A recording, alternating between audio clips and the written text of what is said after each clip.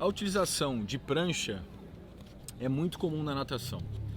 Eu até critico muitas vezes que o professor utiliza de maneira demasiada esse equipamento, e muitos professores utilizam na aprendizagem a prancha com a intenção de ajudar o aluno a se manter na superfície.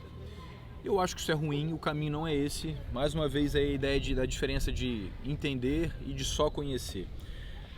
Se a criança já está na fase de aprendizagem dos nados ou de aperfeiçoamento, não faz sentido que ela utilize nenhum material para ela se manter na superfície, porque senão ela vai afundar, porque isso é uma competência que deve ser desenvolvida na fase de adaptação ao meio aquático.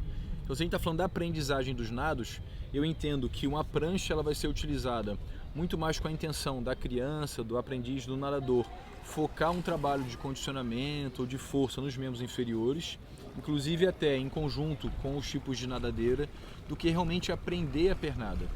Legal? Então não acho que seria interessante aprender a pernada utilizando um tipo de prancha. Isso é uma ideia geral. Mas se você entende qual é a função da prancha, se você entende quem é o seu aluno, é lógico que você pode fazer os ajustes que você considerar necessários. Eu gosto muito dessa prancha pelo seguinte: as pranchas, de uma maneira geral, que elas têm um formato assim, elas flutuam demais. Se a gente sabe que o nosso tronco tem uma tendência de ficar mais alto e os nossos membros inferiores afundarem, e você utiliza uma prancha que vai forçar esse desalinhamento corporal, isso na verdade pode ser ruim para o nadador. E eu gosto dessa prancha da Finish também, porque ela tem uma densidade menor, ela fica mais funda dentro da água, isso permite que o nadador fique em uma posição hidrodinâmica melhor dentro da água. Então é uma posição muito mais interessante. Aquela ideia, mais uma vez, parecida com esse palmar, ó. A borda anterior mais estreita, para poder criar menor resistência frontal, e isso é interessante então para você fazer o deslocamento. Mesmo que você queira ficar com o rosto fora da água, para poder aumentar a exigência do trabalho de perna, essa prancha é muito bacana. Então, usar essa prancha com o rosto dentro da água ou fora da água, como ela fica mais funda, ela é bacana. Se você quiser fazer algum tipo de educativo de braçada no lateral, ela tem essa possibilidade de você prender as mãos aqui e o corpo continua com a mão numa profundidade que geralmente a mão fica quando você está nadando.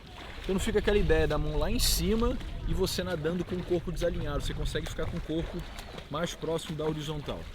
Isso aqui é um outro equipamento, que é o snorkel, que a maioria de vocês conhece.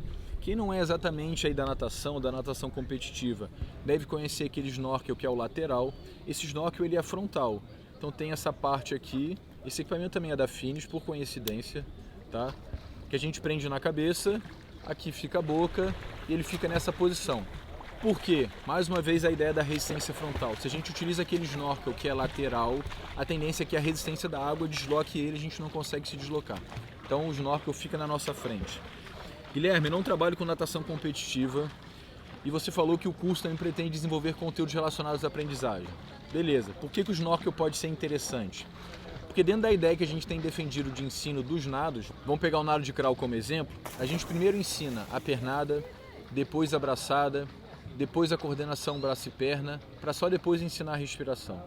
Aí você fala o seguinte: poxa Guilherme, como é que o aluno vai fazer? Vai aprender a pernada e a braçada sem fazer respiração? Ele vai fazer o que eu chamo de respiração geral, que não é respiração lateral.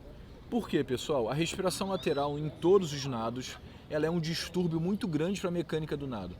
Então imagina que a criança, ela já passou pela adaptação, ela consegue até se deslocar com certa qualidade, só que você agora tem que ensinar a pernada de crawl, não é mais uma pernada qualquer, você tem que ensinar a braçada de crawl e depois coordenar.